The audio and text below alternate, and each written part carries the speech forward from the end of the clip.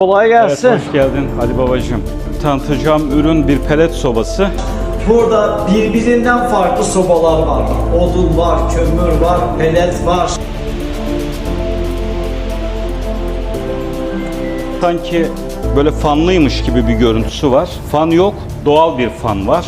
Üç tarafı camlı. Pelet yakabileceğimiz ama çok görsel bir ürün. Bak şu görmüş olduğumuz, buradan almış olduğu soğuk havayı içerideki ısıyla beraber dışarıya sıcak hava olarak bırakıyor, sanki bir fan varmış gibi. Çok fantastik Buradan, bir soba yalnız. evet, görüntü anlamında da çok güzel. Ateşin dönme alanı çok geniş.